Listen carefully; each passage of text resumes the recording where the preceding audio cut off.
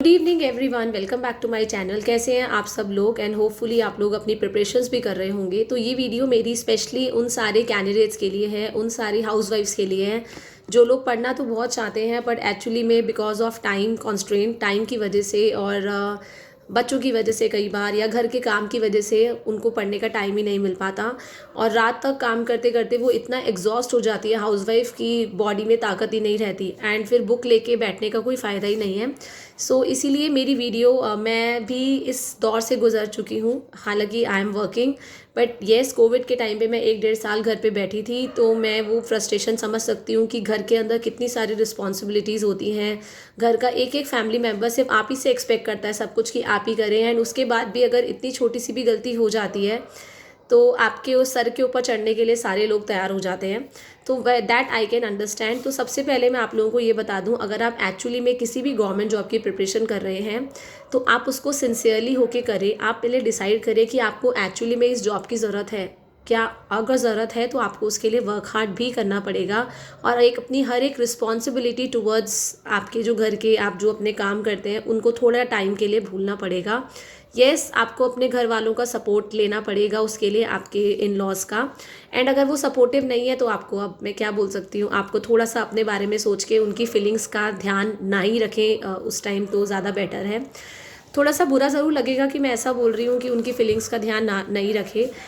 अगर आप लोग अगर दूसरों को खुश करने में ही लग जाएंगे, स्पेशली हाउसवाइफ्स, जनरली ऐसा ही होता है कि हमेशा वो दूसरों को खुश करने में, दूसरों की पसंद का खाना बनाने में, उनको क्या अच्छा लगता है क्या अच्छा नहीं लगता है उनके सामने हम 100 बार मतलब हमें सोचना पड़ता है कि क्या बोलें, कहीं ऐसा तो नहीं बुरा लग जाएगा, कहीं खाना तो लेट नहीं हो जाएगा, कहीं खाने में नमक तो तेज़ नहीं हो गया या खाना अच्छा नहीं बना।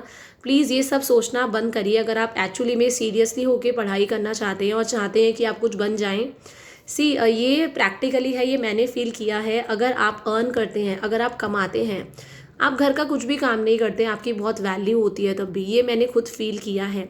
और अगर आप घर का सारा दिन सारा काम भी आप करते हैं, दिन रात आप लोग गधे की तरह काम करते रहते हैं, लेकिन अगर आप अर्न नहीं करते, अगर आप कुछ कमाते नहीं हैं तो बिलीव मी आपकी कोई भी वैल्यू नहीं होती है।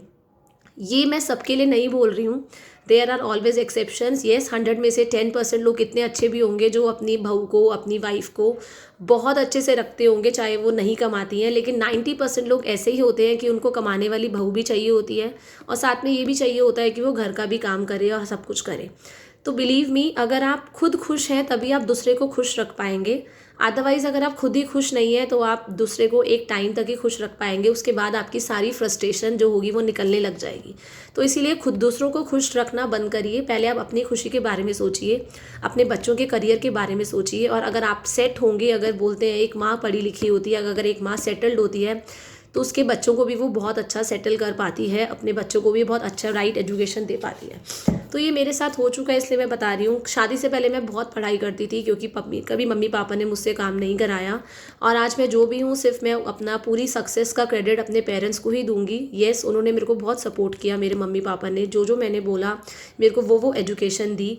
बट उसके बाद जनरली जब शादी हो जाती है तो हमारे सर के ऊपर इतनी सारी रिस्पॉन्सिबिलिटीज़ हो जाती हैं और बिलीव मी, अगर आप सुबह से लेके दिन से लेके रात तक भी काम करते रहेंगे ना, और अगर आपने एक गलती कर दी या एक काम लेट हो गया तो आपके ऊपर सब सर पे चढ़ने के लिए तैयार हो जाते हैं।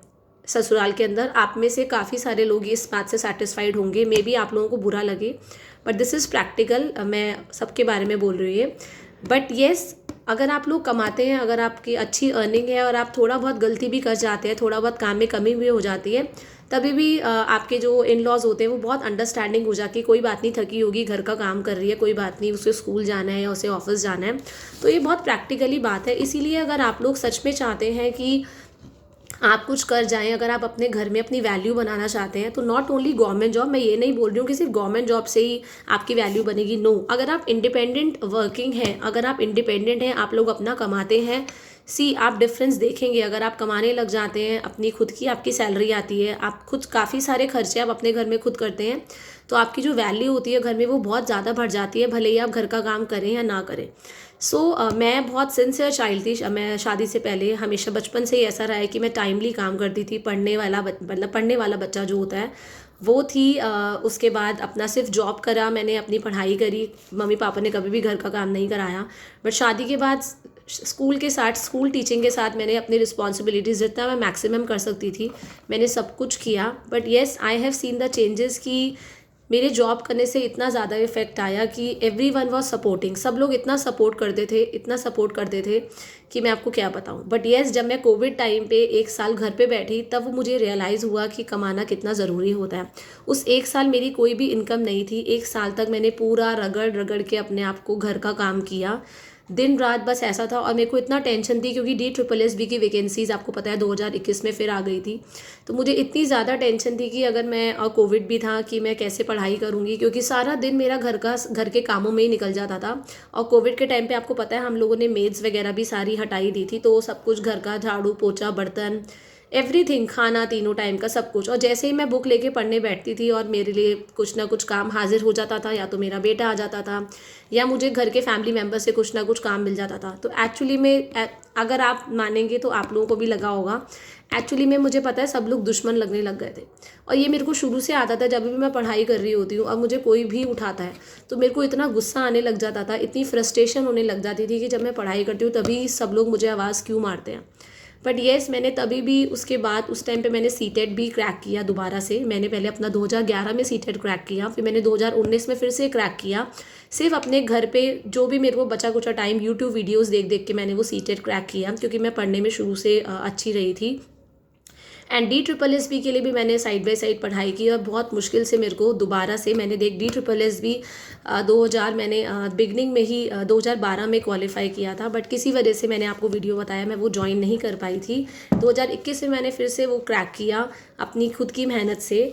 तो इसीलिए मैं आप लोगों को ये आज ये बता रही हूँ कि अगर आप फैमिली मेम्बर्स को खुश करने में लग जाएंगे तो बिलीव मी, आप अपना करियर पे कभी भी फोकस नहीं कर पाएंगे। अगर आप अपना करियर बनाना चाहते हैं तो कोई बात नहीं, जो हर्ट हो रहा है उसको होने दो, जिसको दुख पहुंच रहा है होने दो। थोड़ा सा आपको बेशर्म तो बनना पड़ेगा अगर आप लोगों को अपने लिए कुछ चाहिए।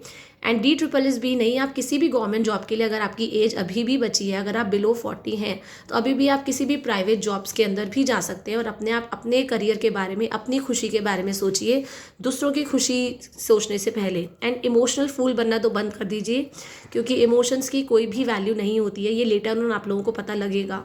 हम बिगनिंग में जब नया नया हम रिलेशनशिप में आते हैं किसी शादी के बाद, तो हम बहुत इमोशनल होते हैं कि इसको खुश करते हैं इसको।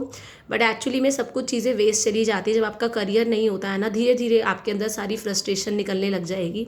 तो ऑल द बेस्ट। अगर हाउसवाइफ्स, अगर आप लोग सच में चाहते हैं कि आप कुछ बन जाएं, अपनी वैल्यू बना पाएँ घर पे, तो आप, you can feel the difference कि आपके कमाने के बाद आपके घर में कितना डिफरेंस आता है और आपकी कितनी ज़्यादा रिस्पेक्ट होती है। Thank you everyone, have a nice day.